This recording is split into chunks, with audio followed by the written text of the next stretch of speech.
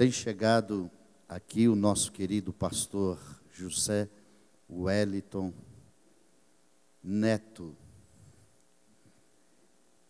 Pastor Zé Wellington, o pai, o nosso anfitrião, pastor Zé Wellington. Ele tem sido um homem profícuo, abençoado. Tem o seu filho, o pastor José Wellington Júnior. E aqui está José Wellington Neto. 3 gerações. Amém, irmãos? E com muita alegria, pastor José Wellington, carinhosamente é chamado por nós de pastor Netinho. E o vosso pai é o nosso pastor, também o vosso avô. E mediante uma dádiva que Deus tem nos dado, uma amizade com esta família, temos aqui este jovem pastor, que desempenha um grande trabalho ali no estado de São Paulo, é pastor da igreja ali, coopera ali no Templo Central Belenzinho. Este jovem pastor é juiz de direito, ele exerce ali uma função em uma comarca, cidade de Mauá, é o juiz titular ali daquela vara. E hoje, o homem que Deus tem usado por este país para nos ensinar a palavra de Deus, e com humildade e graça de Deus está aqui, este abençoado servo do Senhor. Ele também representa aqui o nosso pastor presidente da Convenção Geral das Assembleias de Deus no Brasil. E com muita alegria, é um prazer recebê-lo. A igreja sente-se feliz em receber o pastor Wellington, pastor José Wellington Neto. Vamos colocar de pé e nós vamos, com um amém, saudar este servo do Senhor. Irmãos, o pastor, ele está aqui hoje, é uma grande bênção. Este moço tem muitos afazeres. E é tanto que ele veio aqui, ministrará estes primeiros horários. Encerrando aqui, vai ser a conta dele tomar um cafezinho e está voltando hoje mesmo. Porque amanhã cedo ele tem compromisso em São Paulo, Santa Ceia. E veio nos atender, veio nos prestigiar. É um privilégio muito grande, não é, igreja? Vamos receber o nosso pastor dizendo um amém bem forte. Vamos dizer, pastor Wellington, bem-vindo. Vamos dizer um amém bem forte, amém? Amém. Muito bem. E neste momento, é de coração, viu? É de coração que assim o apresentamos e louvamos a Deus pela vida deste servo do Senhor.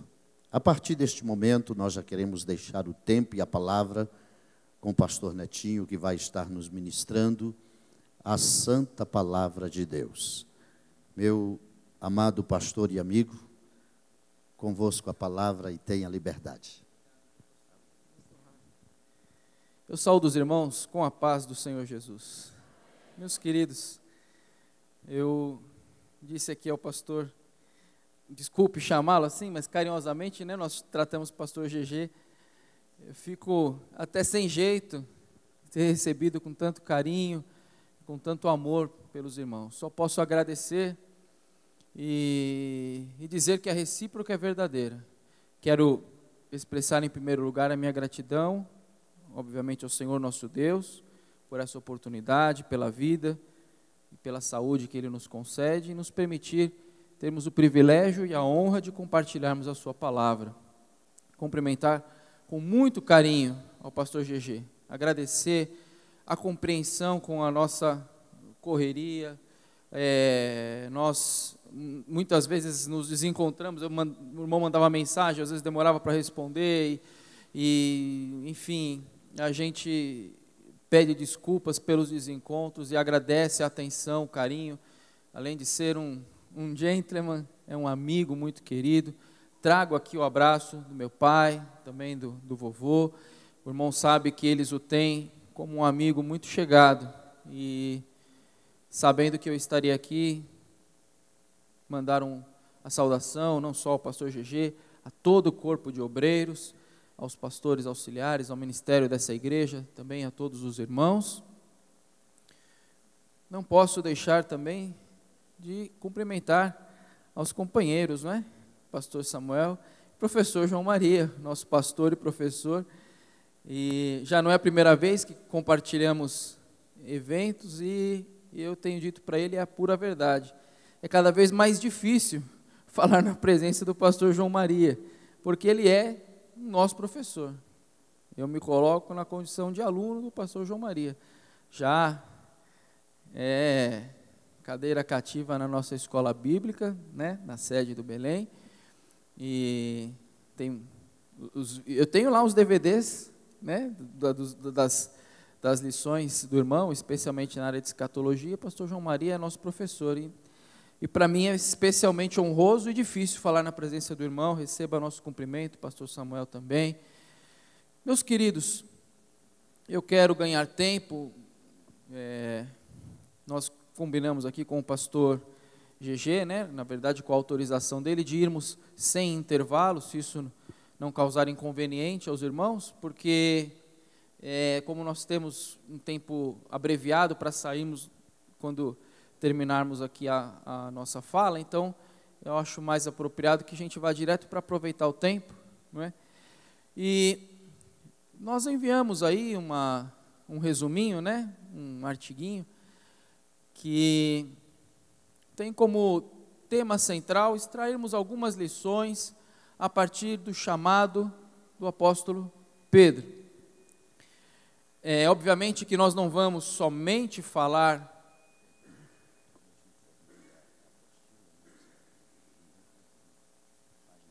tudo bem, não, sem problemas. Página 7, tá ótimo, perfeito.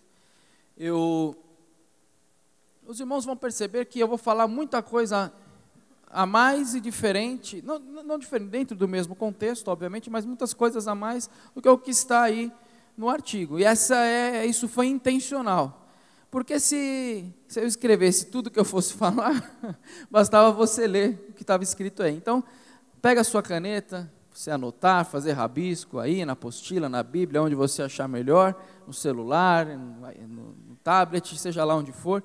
Como eu disse, o nosso foco será procurarmos extrairmos algumas lições acerca do chamado do apóstolo Pedro. Como eu disse, nós vamos, obviamente, ainda que de passagem, tratar de outros chamados, de outros homens de Deus, né? E eu penso que este tema, além de ter sido colocado no meu coração pelo Espírito Santo, é muito apropriado a uma escola bíblica de obreiros, de líderes e de vocacionados. Eu achei muito bacana, muito interessante esta abrangência. E eu acho que a gente tem muito a aprender a partir, como disse, do chamado do apóstolo São Pedro. Eu vou utilizar como base o texto que está no Evangelho de Jesus segundo escreveu João, capítulo de número 21. Os irmãos certamente devem compreender que capítulo 21 começa a relatar um encontro entre o Jesus ressurreto e os seus discípulos, e um diálogo que é conhecido de todos nós entre Jesus e o apóstolo Pedro. Já era a terceira vez que Jesus tinha um encontro após a ressurreição com os seus discípulos. Primeiramente, ele se revela aos seus discípulos quando eles estavam em casa. Isso está nos versículos 19 a 31 do capítulo anterior, do capítulo de número 20. Jesus já havia aparecido a Maria Madalena, né? Mas depois ele aparece aos seus discípulos em casa, onde eles estavam trancados, com medo das represálias dos judeus. Tomé não estava presente. Os irmãos conhecem muito bem o contexto, né, e a história bíblica.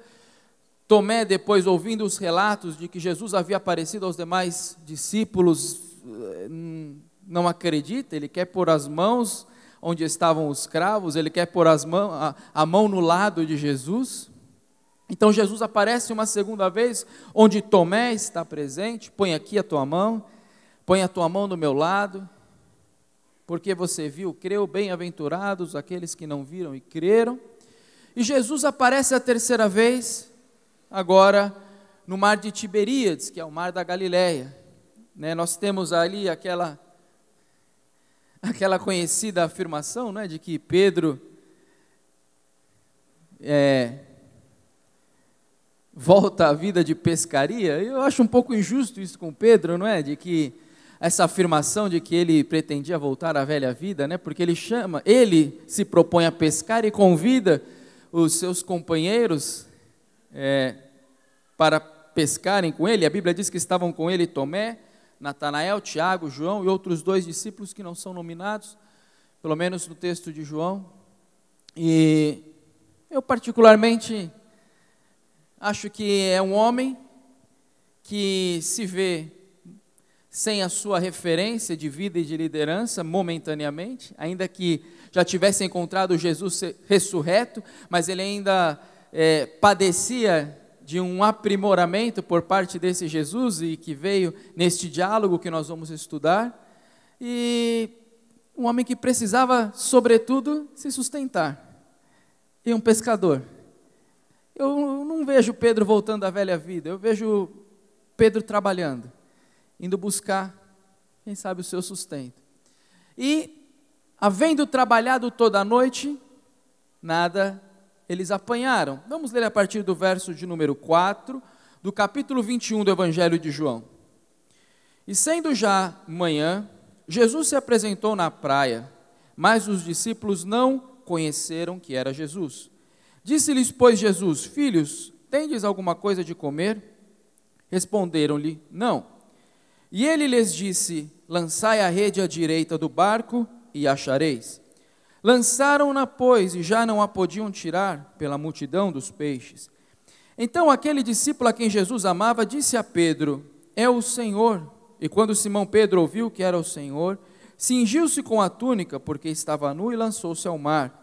E os outros discípulos foram com o barco, porque não estavam distantes da terra, senão quase 200 côvados, levando a rede cheia de peixes. Logo que saltaram em terra, viram ali brasas e um peixe posto em cima e pão. Disse-lhes Jesus: trazei dos peixes que agora apanhastes. Simão Pedro subiu e puxou a rede para a terra, cheia de 153 grandes peixes, e sendo tantos, não se rompeu a rede. Disse-lhe Jesus: vinde, jantai. E nenhum dos discípulos ousava perguntar-lhe: quem és tu? Porque sabiam que era o Senhor. Chegou, pois, Jesus e tomou o pão e deu-lhe, e semelhantemente o peixe. E já era a terceira vez que Jesus se manifestava aos seus discípulos, depois de ter ressuscitado dos mortos. E depois de terem jantado, disse Jesus a Simão Pedro: Simão, filho de Jonas, amas-me mais do que estes? E ele respondeu: sim, Senhor, tu sabes que te amo. Disse-lhe: apacenta os meus cordeiros. Tornou-lhe a dizer segunda vez: Simão, filho de Jonas, amas-me? Disse-lhe: sim, Senhor, tu sabes que te amo. Disse-lhe: apacenta as minhas ovelhas. Disse-lhe terceira vez: Simão, filho de Jonas, amas-me?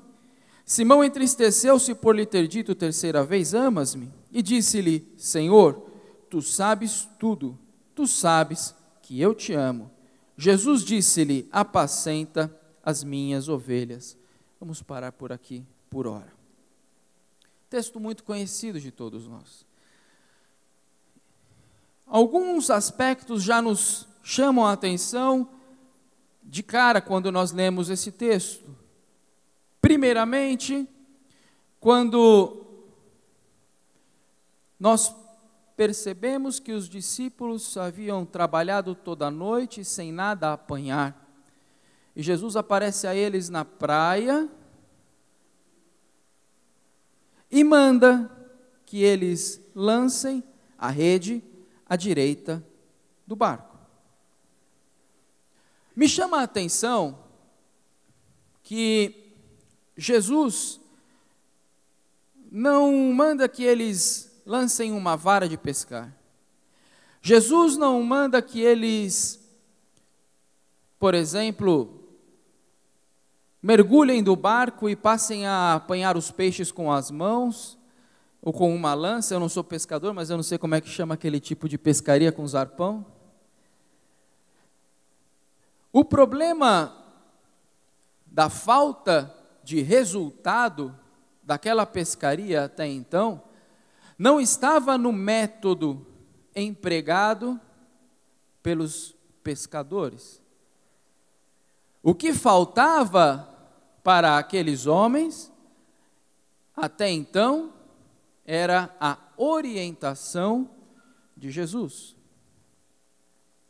Lancem a rede à direita do barco. Repito, o problema não era o método, era a falta da orientação de Jesus. Eu creio que estou falando, como disse, para obreiros, para líderes e para vocacionados, pessoas que já estão engajadas no trabalho na casa do Senhor. Muitos exercem funções de liderança em setores, em departamentos diversos da igreja, e talvez alguns até dirigentes de congregações. E quem lida hoje com liderança sabe que este é um grande debate dos dias de hoje. Método versus a orientação de Jesus. Nós temos a incumbência de, no nosso ministério, trabalharmos com jovens. E o que nós mais escutamos de coordenadores e de líderes, o que mais se debate nas reuniões de formatação de eventos, é o seguinte: como é que eu vou manter o jovem na igreja? Como é que eu faço o jovem se interessar pelo congresso? Como é que eu faço o jovem querer vir ao evento? E aí vem sempre as mesmas discussões. Eu chamo um cantor famoso, eu chamo um pregador diferente, eu chamo alguém que faz isso, alguém que faz aquilo. Método. Isso é um método. Existe um grande problema quando nós achamos que o problema é o método, quando o problema é a necessidade ou a falta de orientação de Jesus. Eu não sou contra, e ninguém é contra, nós aperfeiçoarmos o nosso método. Se você prega, é importante que você tenha uma leitura do público para quem você vai pregar, é claro. Se você está formatando um evento para adolescentes, você precisa ter a visão do adolescente, precisa compreender qual é a visão do adolescente. Se você trabalha com discipulado, você precisa compreender qual é a visão e o nível de conhecimento do novo convertido. Você está entendendo? E assim vai, seja lá qual for o trabalho que você desempenha ou quer desempenhar na casa do Senhor, é claro que é importante você se preocupar com o método apropriado, mas nunca confunda o método com a orientação de Jesus, porque mais importante do que o método sempre é a orientação de Jesus. Aonde lançar a rede? Quando lançar a rede? Isto é a orientação de Jesus. Quando nós achamos que o método pode suprir a orientação de Jesus, as coisas dão errado. E você pode chamar o pregador que você quiser, o cantor que você quiser, pode formatar o evento do jeito que você achar o mais dinâmico possível. Sem a orientação de Jesus, não tem pesca, não tem resultado. Bendito seja o nome do Senhor. Preocupe-se com o método, mas o fundamental é a orientação de Jesus. Vamos para frente. Em segundo lugar, um outro aspecto que nos chama a atenção. No versículo de número 11, do capítulo 21, nós já lemos. Vamos ler de novo. Tem um detalhe aqui que parece um detalhe insignificante, mas eu não consigo acreditar que a Bíblia tem detalhes insignificantes. Versículo 11. Simão Pedro, Subiu e puxou a rede para a terra, cheia de 153 grandes peixes. E aí vem esse detalhe que até aparenta ser insignificante, mas não é. E sendo tantos, não se rompeu a rede. Será que é um detalhe insignificante? Eu fiquei pensando comigo, por que cargas d'água o evangelista registra a questão da rede não ter se rompido? Para quem é que interessa saber se a rede se rompeu ou não se rompeu? Será que é um detalhe? O nosso pastor costuma falar um negócio, e é até bíblico, né? Porque o próprio João disse que Jesus fez tantas coisas que se fôssemos registrar todas elas, nem todos os livros do mundo, né? Ele diz, dou conta que conteriam. A Bíblia é como uma ata de reunião, ele diz, e é verdade, né? Ela só registra o que tem de importante, então, o que tem de fundamental para a gente saber. Então, esse detalhe tem alguma importância. E eu queria que você abrisse com a sua Bíblia, agora no Evangelho segundo escreveu Lucas, no capítulo de número 5. E nós temos lá uma outra pesca, que o título dado é A Pesca Maravilhosa dos Primeiros Discípulos. Jesus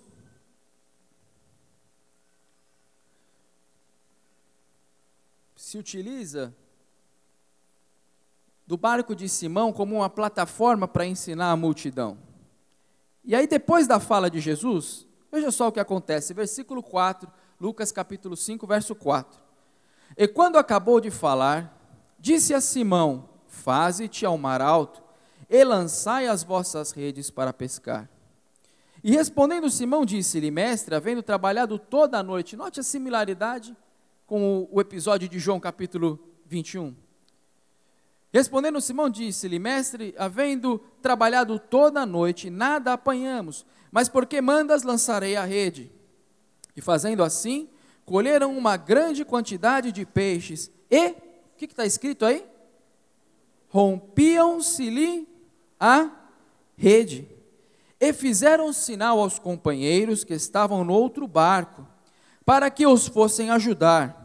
E foram e encheram ambos os barcos, de maneira tal que quase iam a pique. Você consegue perceber uma diferença fundamental entre estes dois eventos que são tão parecidos? O que você percebeu de diferença aí?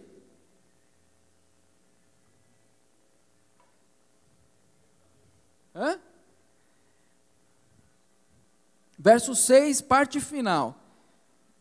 E rompia-se-lhes a rede. Dá para perceber a diferença entre os dois eventos? Agora eu te pergunto, o que é que separa este evento que nós lemos agora em Lucas capítulo 5, do evento que está registrado em João capítulo 21? O que é que separa um evento do outro? O que é que distingue um evento do outro? O que é que distingue uma situação em que as redes se rompiam, de uma situação em que as redes suportaram? O que existe entre um evento e outro? Mais ou menos 3 anos de treinamento intenso com Jesus. Eu gosto de pesca maravilhosa. Você gosta de pesca maravilhosa? Todos nós queremos pescas maravilhosas.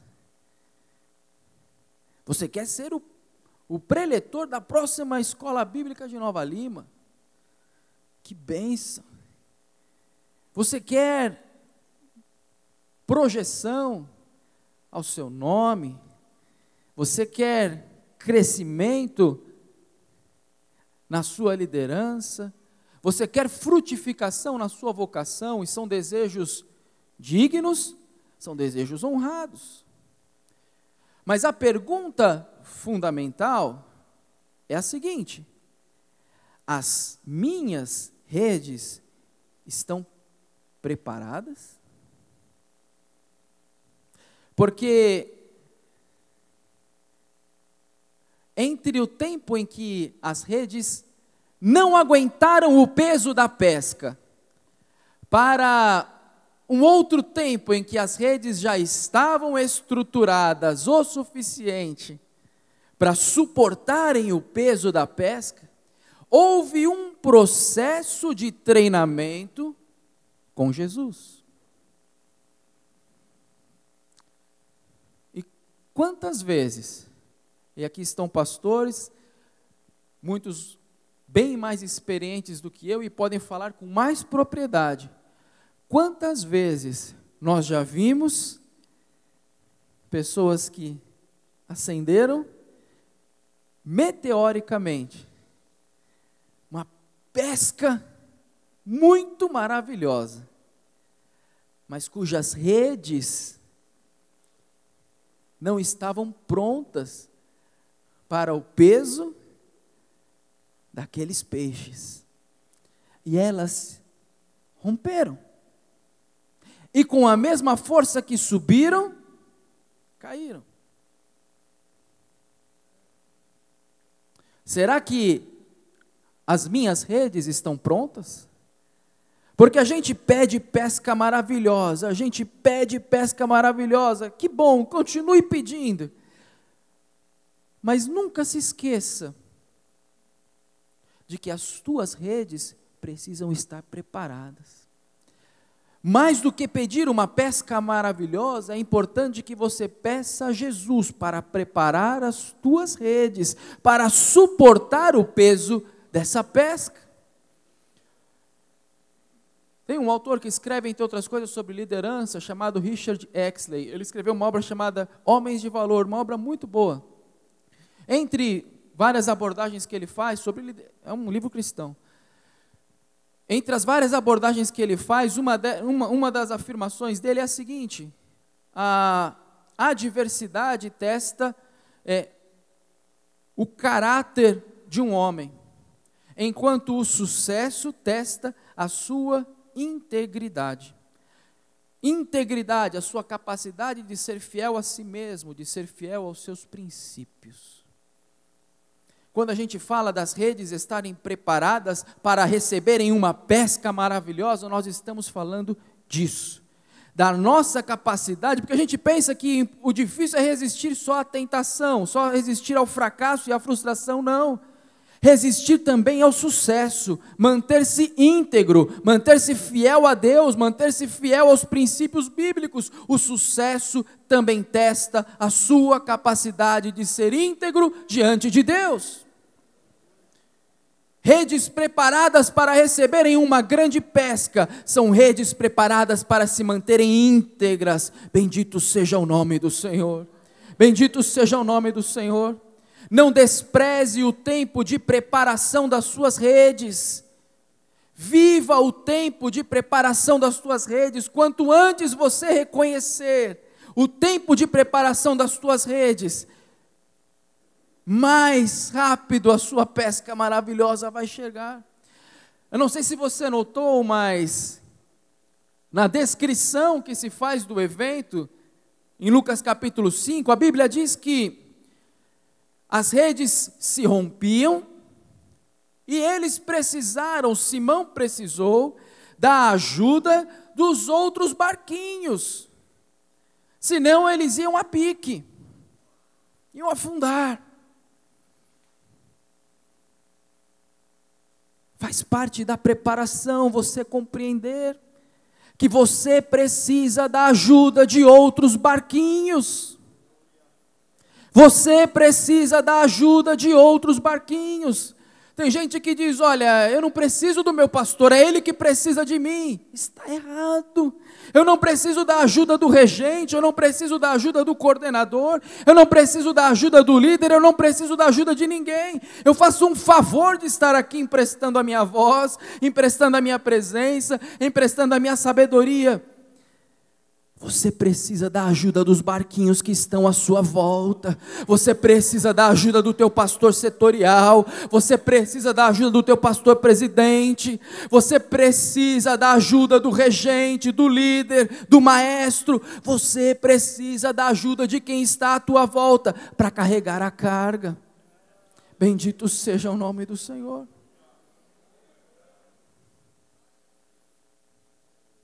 Passamos para frente. E nós chegamos então à conversa, ao diálogo entre Jesus e Pedro. Pedro, tu me amas? 3 vezes.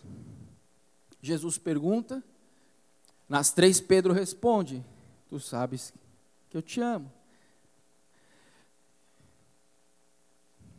Na nossa tradução, na nossa versão em português, quando nós lemos essas 3 interações, 3 perguntas e 3 respostas, aparentemente elas são idênticas, né?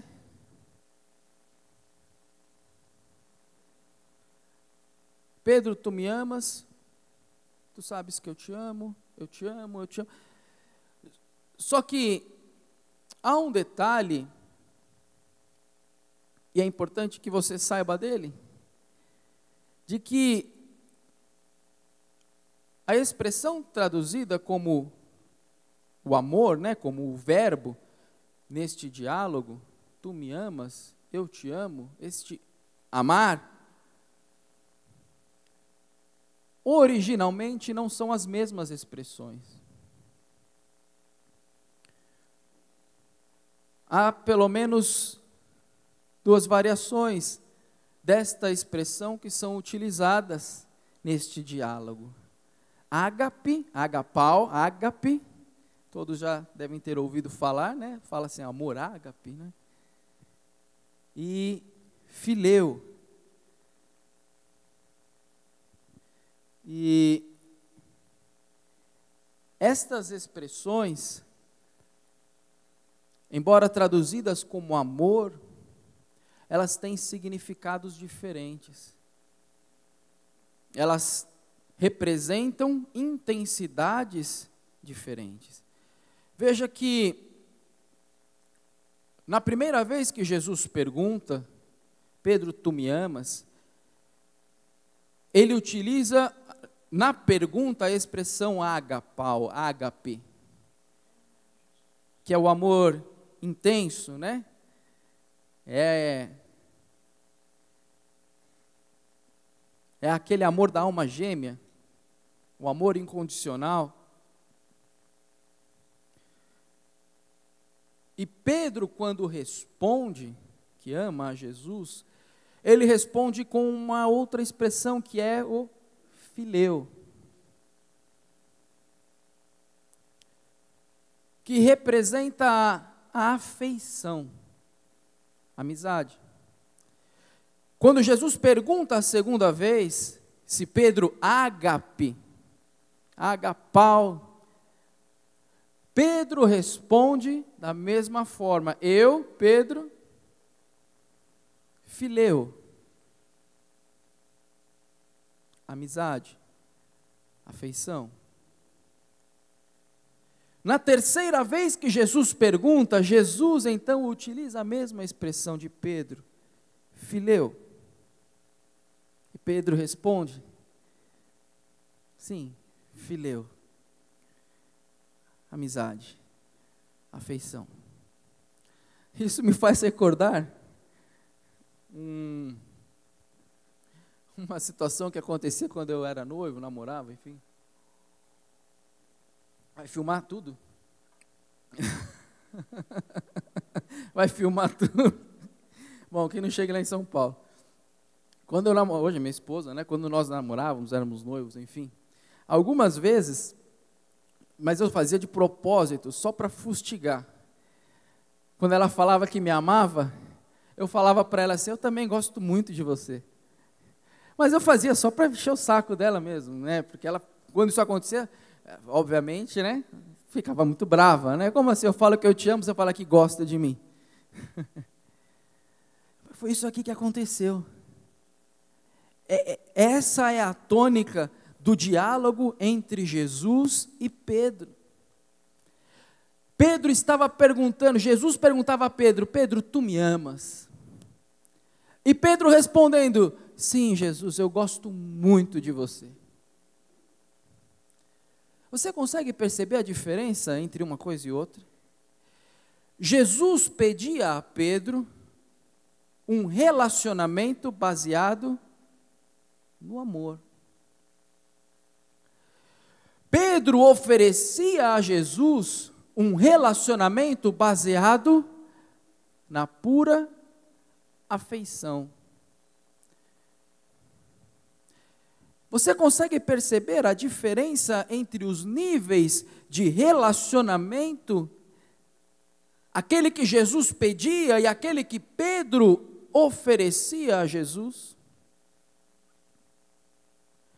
Por que é que Jesus pedia a Pedro o amor?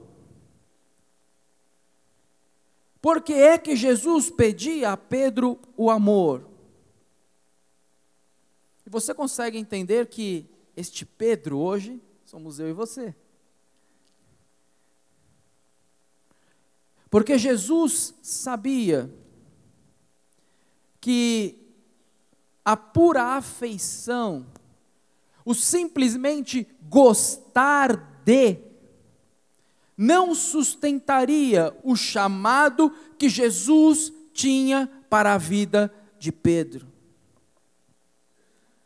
Se Pedro simplesmente gostasse de igreja, se Pedro simplesmente gostasse da Bíblia, se Pedro simplesmente gostasse de Jesus, ele não suportaria o peso do chamado e do ministério que Jesus tinha para ele. Afeição não sustenta chamado.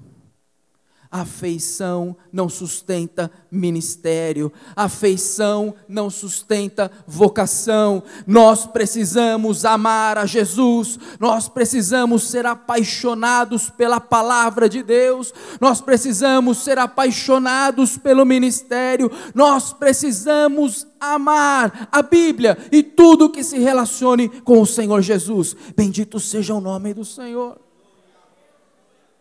E sabe quando isso se confirma? Quando a gente percebe qual que era a diretriz de Jesus para Pedro, porque ele diz, apacenta as minhas ovelhas.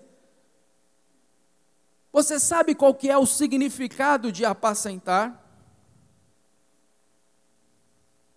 Eu não sei se tem alguém aqui que é pastor, que quer ser pastor, certamente tem muitos que são pastores, mas é importante que você saiba o que é que significa apacentar. Até para quando você disser, eu quero ser pastor, você saber exatamente do que é que você está falando. Apacentar, se você quiser anotar, anote. Alimentar, governar, prover, guiar,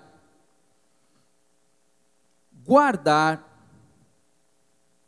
conduzir ao pasto e ao curral.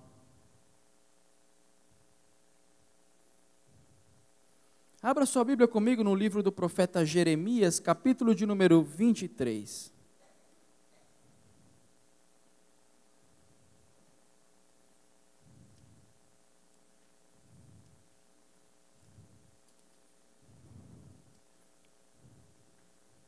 Vamos ver o que apacentar não é.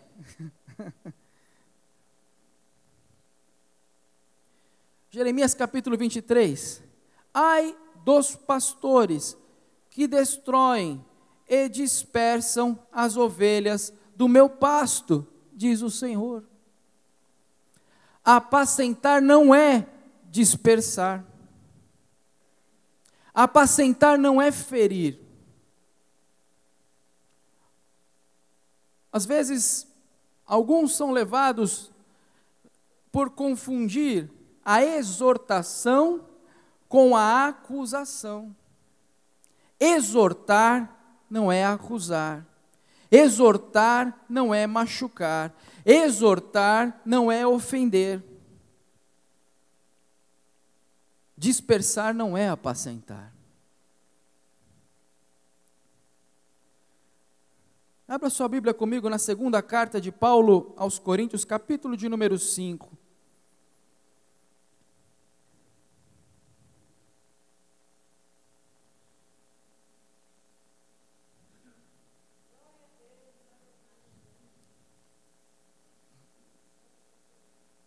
Versos 18 e 19. E tudo isso provém de Deus, que nos reconciliou consigo mesmo por Jesus Cristo e nos deu o ministério da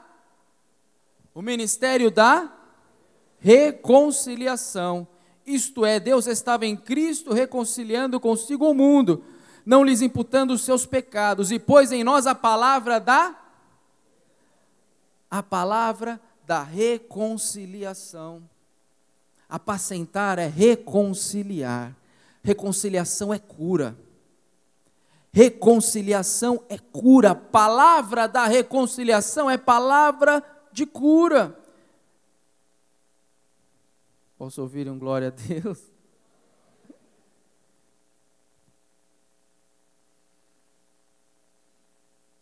Jesus contou entre várias, uma das parábolas chamada parábola do mordomo fiel, que é aquele responsável por dar a ração a tempo,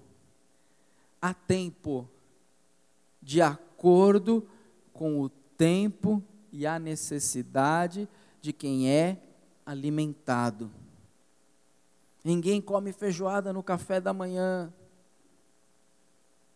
Tem que se respeitar a maturidade e o nível espiritual de quem é ensinado. Isto é apacentar. O apóstolo Paulo, na segunda carta aos Coríntios, no capítulo 12, no versículo 14, ele fala assim: eu busco a vós, não o que é vosso. Apacentar é isso, é buscar o rebanho, não o que é do rebanho. Está entendendo? Busco a vós, não o que é vosso. Na carta aos Gálatas tem 2 versículos que esses eu gostaria que você lesse comigo mais uma vez.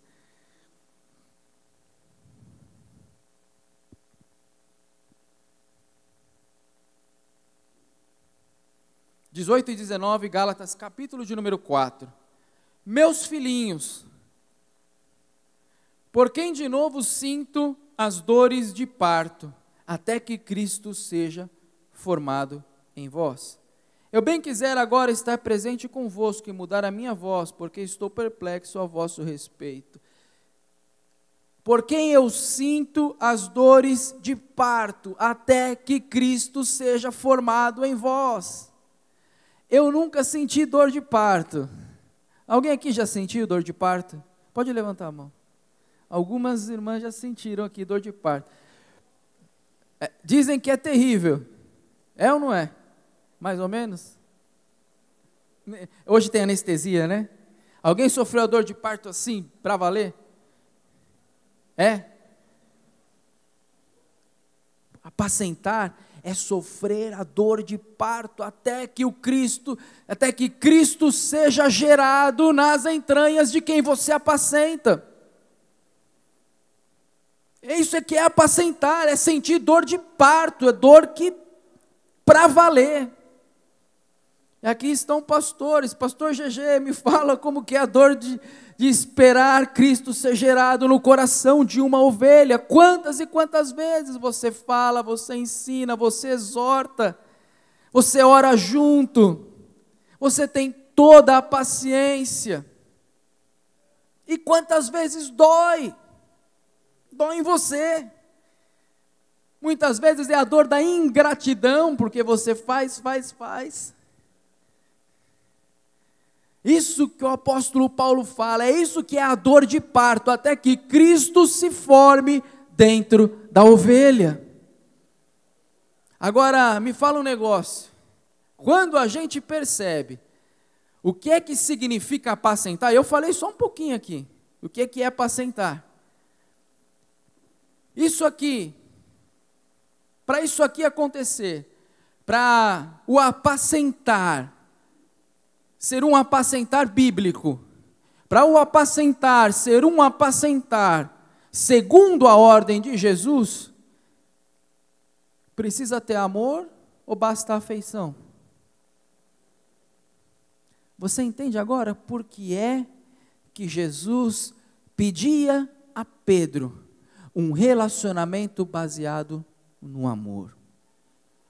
Porque para viver isso aqui, para sentir dor de parto pela ovelha, para prover, para guiar, para ir buscar, para ter toda a paciência, só amando. E só amando para valer. Agora, me deixa transportar para mim e para você a pergunta de Jesus a Pedro.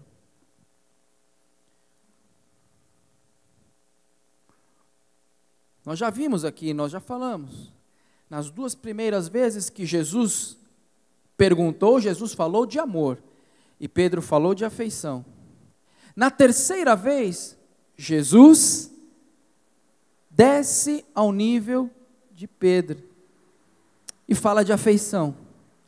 Pergunta se Pedro gosta dele. Então Pedro se entristece, talvez seja por isso que ele se entristeceu, não é? Porque ele percebeu que Jesus mudou o nível do diálogo com ele. E respondeu: Senhor, tu sabes que eu gosto muito de você. Deixa eu transportar para as nossas vidas a pergunta, a reflexão. Será que eu estou subindo ao nível de relacionamento que Jesus pede? Ou será que eu estou obrigando Jesus a descer a um nível de relacionamento mais pobre? Será que eu estou subindo a um nível de relacionamento que Jesus pede?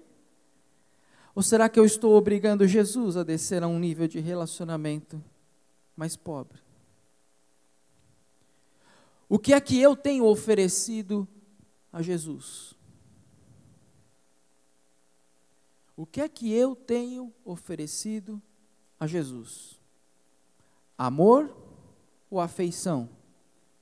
Que tipo de relacionamento eu estou oferecendo a Jesus?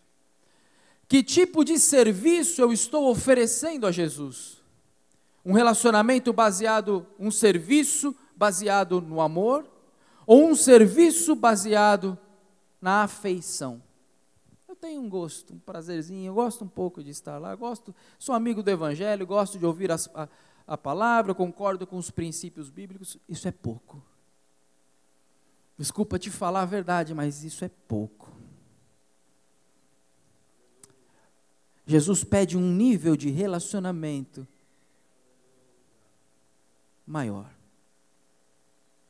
Eu fico pensando, o que é que levava Pedro a ter o que é que levou a Pedro a ter esta postura diante de Jesus? Porque eu não tenho dúvida que Pedro amava a Jesus. Mas todos sabemos que, nesse momento em particular, Pedro ainda vivia sob o estigma da negação. E eu ouvi alguém comentar, e é uma realidade isso. Pedro não foi o único que traiu, aliás, Judas não foi o único que traiu a Jesus, foi só o mais famoso. E de fato é verdade, não é? Naquele momento, todos abandonaram a Jesus. Pedro seguia Jesus de longe. E quando foi contestado, ele negou a Jesus. Eu não sei exatamente qual é a diferença entre a negação de Pedro e a traição de Judas, mas que Pedro, de certa forma, traiu o relacionamento que ele tinha com Jesus, isso não tem dúvida. E era este estigma, esta culpa, esta vergonha, que massacrava o coração do Pedro que ouvia Jesus perguntar se ele o amava.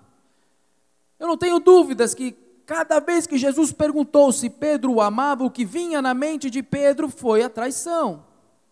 Como é que eu posso dizer que eu amo se eu neguei?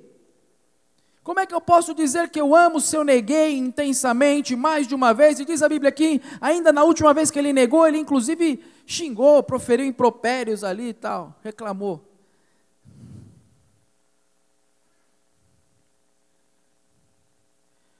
E mais, o que é que levava Jesus a parece que ficar colocando o dedo nessa ferida? Porque Jesus sabe todas as coisas. Jesus sabia o que é que havia no coração de Pedro. Jesus sabia que Pedro estava preso ao complexo de culpa e à vergonha. Por que é que Jesus insistia na pergunta? Será que Jesus queria massacrar Pedro? Será que Jesus queria exacerbar o sentimento de culpa? Jesus queria exacerbar o sentimento de vergonha em Pedro? Será que é isso? Isso condiz com a personalidade e a postura de Jesus? Quando levaram a mulher, que a Bíblia chama de mulher adúltera, eu gostaria que ela fosse chamada de a mulher salva. Quando levaram a mulher apanhada em ato de adultério diante de Jesus, qual foi a postura de Jesus? Jesus exacerbou a vergonha nela? Foi isso que Jesus fez? O que é que Jesus fez? Jesus perdoou. Quando Jesus se deparou com Zaqueu, um cobrador de impostos, vamos dizer assim, corrupto e ladrão, Jesus fez o quê? Jesus o constrangeu? O que Jesus fez? Hoje me convém pousar em tua casa. Jesus nunca trabalhou fustigando o sentimento de culpa e de vergonha em ninguém. Por que é que Jesus agora insistia com Pedro? Tu me amas? Tu me amas? Jesus estava estabelecendo na vida de Pedro o princípio da graça. Jesus não estava querendo fustigar a Pedro, mas era preciso que Pedro entendesse que na vida dele, Pedro, no ministério e no chamado dele, Pedro, a graça era o princípio de todas as coisas. Bendito seja o nome do Senhor. Jesus estava obrigando a Pedro a procurar pela graça. Jesus estava obrigando a Pedro a reconhecer o quanto ele precisava e dependia da graça do Senhor Jesus Cristo.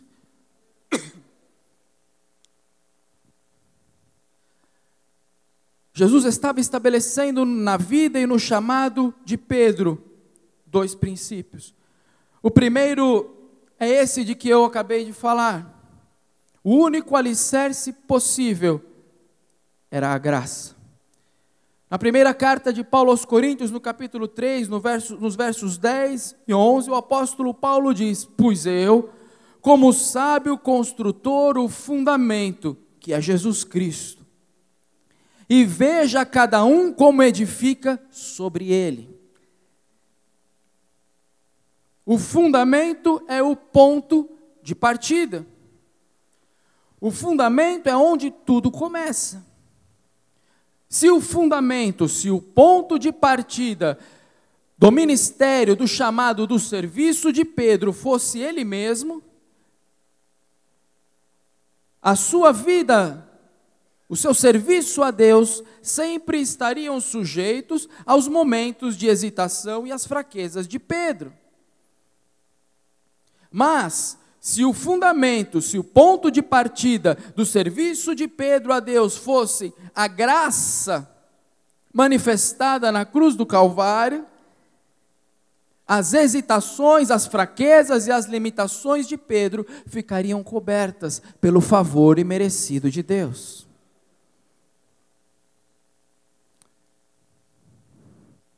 Está entendendo? O primeiro alicerce da vocação, do chamado, do serviço a Deus é a graça.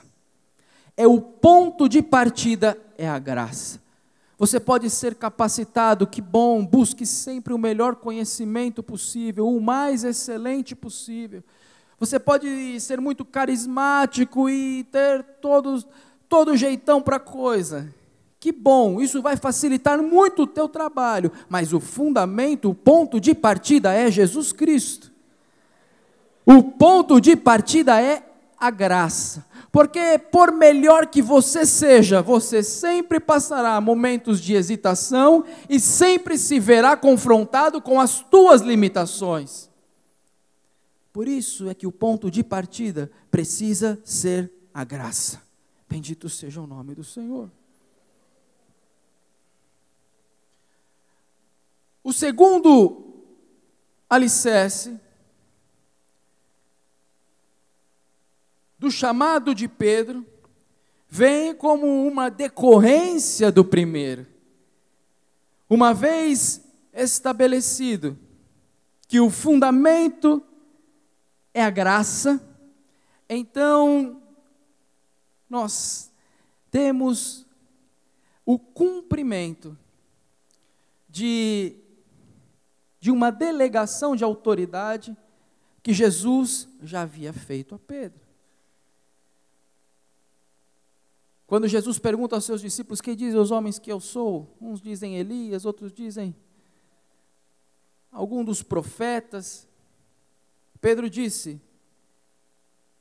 confessou a sua fé de que Jesus era o Cristo, o Filho do Deus vivo. E Jesus disse a Pedro, tu és Pedro, sobre esta pedra, obviamente que essa pedra era ele, Cristo, né? A pedra que os edificadores rejeitaram, mas era a pedra de esquina, a pedra angular, a pedra mais importante, né? Sem ela a construção não se mantinha. Sobre esta pedra, ele, Cristo, edificarei a minha igreja, e as portas do inferno não prevalecerão contra ela. E a Pedro, o que é que Jesus conferiu? As chaves. O que ligares na terra, será ligado no céu. O que desligares na terra, será desligado no céu. A autoridade de Pedro sobre a igreja. A liderança de Pedro sobre a igreja primitiva. Mateus capítulo de número 16, versículo de número 19. Verso 18, né? Pois também eu te digo que tu és Pedro, sobre esta pedra edificarei a minha igreja, e as portas do inferno não prevalecerão contra ela. Verso 19, e eu te darei as chaves do reino dos céus, e tudo o que ligares na terra será ligado nos céus, e tudo o que desligares na terra será desligado nos céus.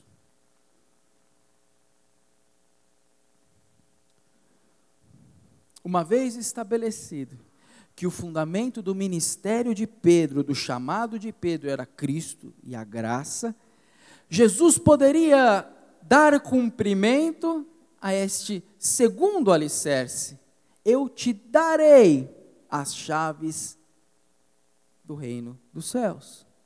O dia que você compreender que o fundamento é a graça, que o ponto de partida é Jesus Cristo, a autoridade delegada por Deus a Pedro.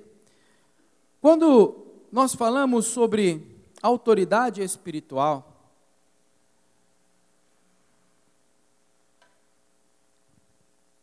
nós falamos de um princípio, de um conceito bíblico de suma importância. E ele permeia a Bíblia inteira em diversas ocasiões. Tem um livro sobre o assunto que se tornou uma obra clássica, né? Que é o livro do Watchman Nee, sobre a autoridade espiritual. Quem quiser se aprofundar nesse assunto, é um bom ponto de partida este livro. E, entre outras coisas, O Watchman Nee fala, tem uma afirmação, uma lição, que é de profunda riqueza. A autoridade espiritual de um líder, a autoridade espiritual de alguém, não pode ser maior do que o seu ministério. Ministério é serviço. Serviço. O que ele está dizendo, por outras palavras? Que a autoridade se exerce na medida do ministério. Ministério aqui nós não estamos falando restritamente de ministério pastoral, tá? De credencial. Nós estamos falando de serviço a Deus, serviço no reino, serviço ao corpo de Cristo. A autoridade se exerce na medida do ministério. E eu me recordo de um episódio bíblico, se não me falha a memória, foi em Éfeso, que Paulo, muitos sinais eram realizados por meio do apóstolo Paulo, e entre eles, expulsão de demônios. E a Bíblia fala que alguns exorcistas judeus, porque o exorcismo era uma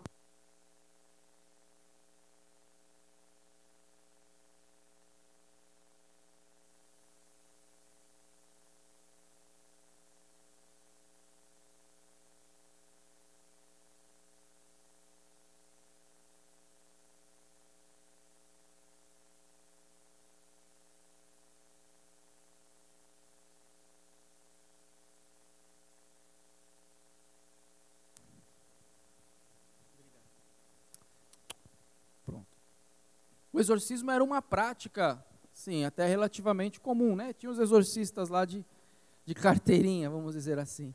E entre eles tinha lá os filhos de Sevas, que eram exorcistas. E vendo o poder do nome de Cristo, diz a Bíblia, Atos nos conta que eles começaram a tentar expulsar demônios em nome de Jesus, a quem Paulo prega. E lá pelas tantas, o demônio falando pela boca da pessoa da pessoa possessa, disse, olha, eles diziam, esconjuro-te em nome de Paulo de Cristo a quem Paulo prega, de Jesus a quem Paulo prega. E o demônio respondeu, olha, eu conheço a Jesus e sei quem é Paulo, mas vocês quem são? Eles queriam exercer autoridade, mas não tinham ministério. Eles queriam exercer autoridade, mas não tinham relacionamento com Deus, não tinham ministério, não tinham chamado, não tinham amor, não tinham vocação.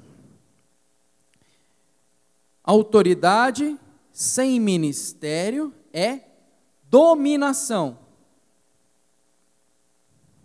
Primeira carta de Pedro, capítulo de número 5. Versos 1 a 3.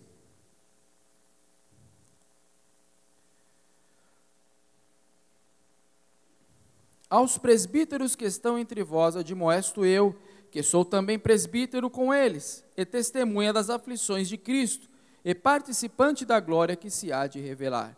Apacentai o rebanho de Deus que está entre vós, tendo cuidado dele, não por força, mas voluntariamente, nem por torpe ganância, mas de ânimo pronto, nem como tendo domínio sobre a herança de Deus, mas servindo de exemplo ao rebanho. Ministério sem autoridade, sem ministério, é pura dominação, é força, é torpe ganância. Mas o inverso também acontece.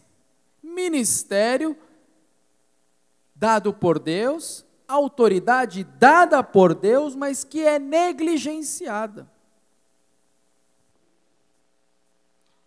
Se Deus te deu autoridade espiritual, exerça. Exerça. Tem um exemplo bíblico que eu nem gosto muito de falar, porque se refere a Moisés.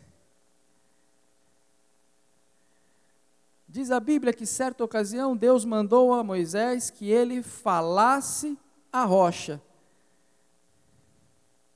para que ela vertesse água. E ele fez o quê? Ele feriu a rocha. E ele sofreu uma... E às vezes alguém até pensa, mas puxa, ele sofreu uma pena tão severa por ter feito só isso? Espera um pouquinho. Nós estamos falando de um homem que tinha um relacionamento com Deus que não comportava aquela desobediência dele. Moisés exerceu menos autoridade do que aquela que Deus havia dado a ele. Deus disse a Moisés: fala à rocha. Ele feriu a rocha. Exerça a autoridade espiritual que Deus colocou nas tuas mãos. Se Ele não colocou, não exerça, porque isto será pura dominação. A autoridade espiritual se exerce na medida do ministério. Bendito seja o nome do Senhor.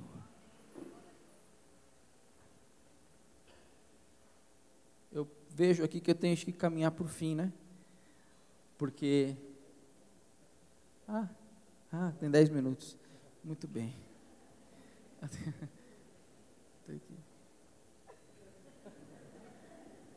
Para vocês saberem quanto mais vocês vão ter que me aguentar.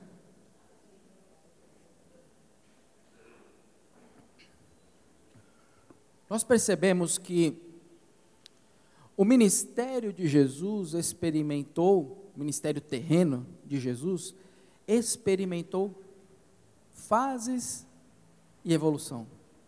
Evolução em fases. E são fases que também se apresentam nas nossas vidas, no nosso trabalho na casa do Senhor, na nossa liderança, na nossa própria vida espiritual, fases da própria igreja como um todo. Jesus surge de Nazaré. Pode alguma coisa boa vir de Nazaré? Pregando, realizando sinais e milagres. Aquilo que pode ser tido como uma fase de florescimento, uma fase de ascensão do ministério de Jesus. A seguir, o ministério de Jesus experimenta uma fase de consolidação. Embora não houvesse um consenso a respeito da sua doutrina, já que Jesus sempre foi contestado e perseguido pelas lideranças religiosas de então, concordando ou não, Jesus passou a ser reconhecido como uma liderança a ser considerada. Jesus chegou a ser procurado por pessoas de proeminência, né? Como foi com Jairo, Nicodemos, centurião de Cafarnaum, que era um homem de posição, de autoridade militar. Ou seja, de certa forma, a liderança dele se consolida, mesmo que controvertida. Depois o ministério de Jesus, o ministério terreno de Jesus, experimenta um tempo de crise. Nós temos o ajuste para a traição, a prisão de Jesus. Nós percebemos que havia ainda na mentalidade dos discípulos a impressão de que Jesus seria um líder político, que estabeleceria uma libertação política à nação de Israel, e Jesus, embora sempre dando sinais de que o reino dele não era deste mundo, ele mesmo disse: se fosse os meus soldados, os meus súditos lutariam por mim, mas o meu reino não é deste mundo. Os discípulos muitas vezes insistiam em não compreender isso, e tudo indica que Judas tenha sido o mais inconformado destes. O ministério de Jesus experimenta uma crise. Jesus é preso, morto, indefeso. Mas a seguir, a igreja, o propósito e o plano de Deus experimentam um tempo de reinvenção. Jesus ressurreto, Jesus vence a morte, e Jesus agora se apresenta aos discípulos, e é aqui que nós começamos o nosso estudo esta noite. Jesus se reapresenta aos discípulos com novas diretrizes.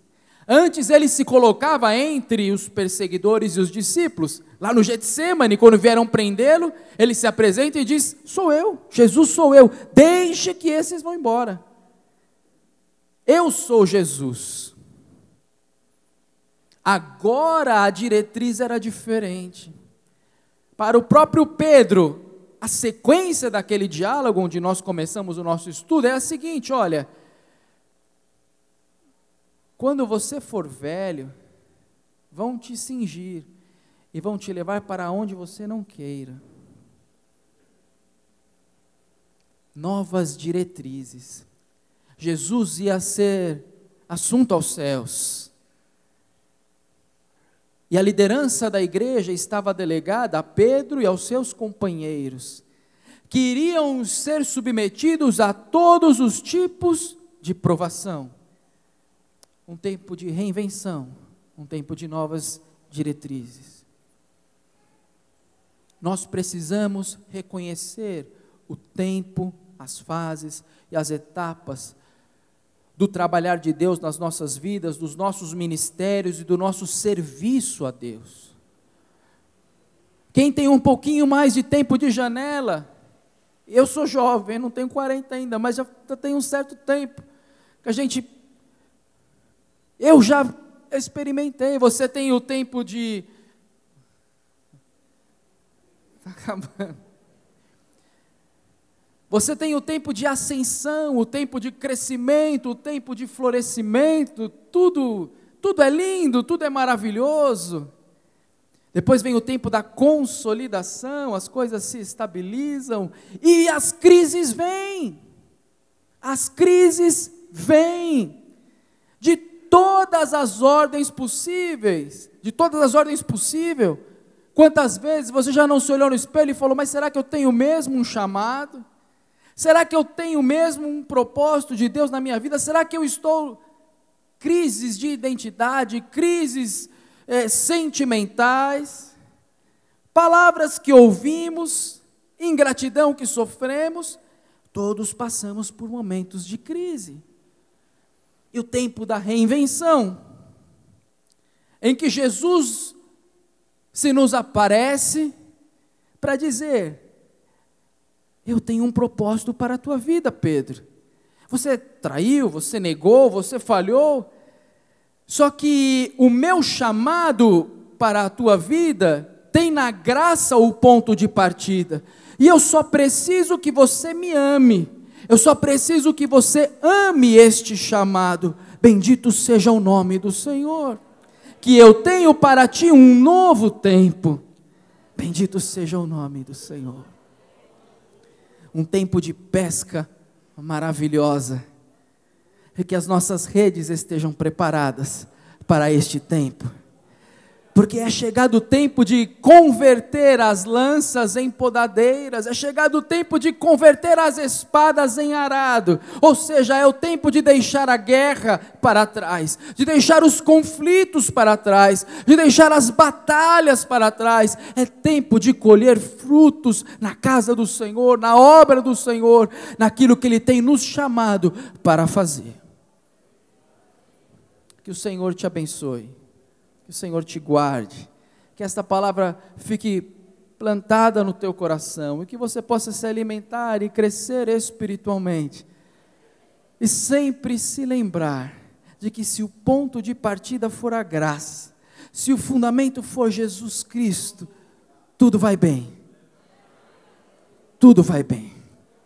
Experimente um novo tempo, um tempo de reinvenção. Bendito seja o nome do Senhor. Que Deus abençoe os irmãos. Muito obrigado pela atenção. Que Deus abençoe. Amém. A igreja quer agradecer o pastor Netinho por estar conosco e nos trazer esta bela palavra. Quantos querem agradecer a Deus e ao nosso pastor. Levante a sua mão e glorifique ao Senhor. Vamos colocar de pé, igreja. Nós vamos fazer uma oração. Após a oração, você vai assentar. O pastor Alessandro tem aqui algumas orientações. Nós vamos ter um intervalo agora para você fazer um lanche, para você comprar o livro. Os pastores tomar um cafezinho, como você também. Mas não saia após a oração, para você entender aqui os horários e nós não termos aqui nenhuma dificuldade do retorno de vocês. E tem outras informações. Nós vamos estar orando, pedindo a Deus que leve o pastor Netinho em paz, que abençoe ele, a sua família, o seu papai, o seu avô, toda a família ali em São Paulo. Ele está retornando agora e por isso nós já pedimos os irmãos que entenda esta saída aqui emergente devido ao compromisso e o horário que o nosso pastor tem para estar voltando já. Vamos orar agradecendo ao Senhor nosso Deus. Querido Pai, Deus de amor, nós te agradecemos e te louvamos pela presença do teu servo. E o Senhor ter trazido o teu filho para estar nesta escola bíblica e sermos alimentados por tua palavra. Concede ao teu filho, meu Deus, a tua bênção sobre a vida da sua família, dos seus pais, de toda a família. Guarda, meu Deus, a todos no nome de Jesus. E que o teu filho volte em paz, como assim o Senhor o trouxe. E nós te louvamos por este momento de comunhão e ter o teu filho conosco e todos estes irmãos e irmãs nesta belíssima escola bíblica. Nós te louvamos hoje e sempre. Amém. Que Deus abençoe. Muito obrigado, pastor Netinho.